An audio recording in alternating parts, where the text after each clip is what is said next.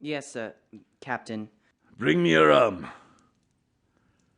I see where you're at. You can tell me when I've worked through that. Aye, Captain. And indeed, bad as his clothes were and coarsely as he spoke, he had none of the appearance of a man who sailed before the mast, but seemed like a mate or skipper accustomed to be obeyed or to strike.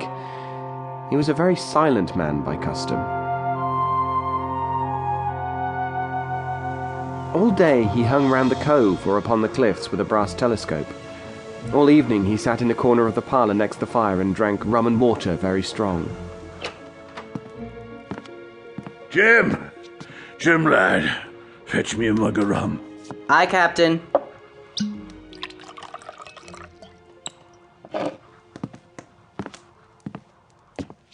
Here you are.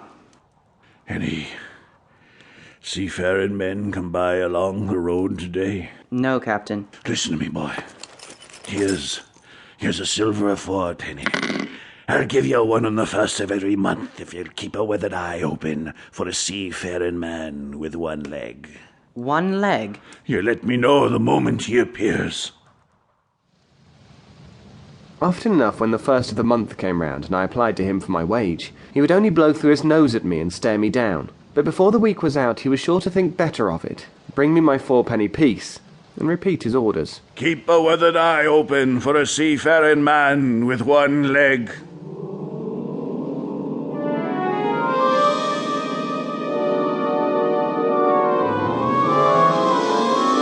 How that personage haunted my dreams, I need scarcely tell you. On stormy nights, when the wind shook the four corners of the house and the surf roared along the cove and up the cliffs, I would see him in 1,000 forms and with 1,000 diabolical expressions. Now the leg would be cut off at the knee, now at the hip. Now he was a monstrous kind of a creature who had never had but the one leg, and that in the middle of his body. There were nights when he took a deal more rum and water than his head could carry, and then he would sometimes sit and sing his wicked old wild sea songs, minding nobody. But sometimes he would call for glasses round and force all the trembling company to listen to his stories or bear a chorus to his singing, joining in for dear life. For in these fits he was the most overriding companion ever known. He would slap his hand on the table for silence all round. He would fly up in a passion of anger at a question, or sometimes because none was put, and so he judged the company was not following his story. Nor would he allow anyone to leave the inn till he had drunk himself sleepy and reeled off to bed.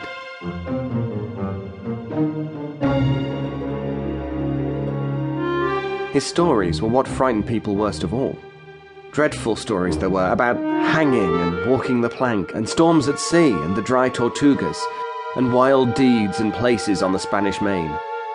By his own account, he must have lived his life amongst some of the wickedest men that God ever allowed upon the sea. He was only once crossed, and that was towards the end, when my poor father was far gone in a decline that took him off. Doctor Livesey came late one afternoon to see the patient, and took a bit of dinner from my mother, and went into the parlour to smoke a pipe until his horse should come down from the hamlet. 15 men on the dead man's shell. Jim, my lad. Now, you must make your father as comfortable as you possibly can. Your mother will need you to be strong these next few days, and you must do all you can to ease her burden. Yes, Doctor. Do not hesitate to send for me should the situation change. I want to know as soon as possible the extent... Silence there between decks! Were you addressing me, sir? Blast your eyes, I was. I'll have no squalls while I'm singing. I have only one thing to say to you, sir.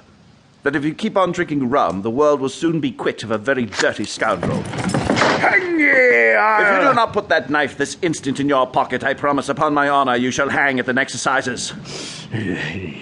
Now, sir, since I know there's such a fellow in my district, you may count I'll have an eye upon you day and night. I'm not only a doctor, I'm a magistrate. And if I catch a breath of complaint against you, if it's only for a piece of incivility like tonight's, I'll take effectual means to have you hunted down and routed out of this. Let that suffice.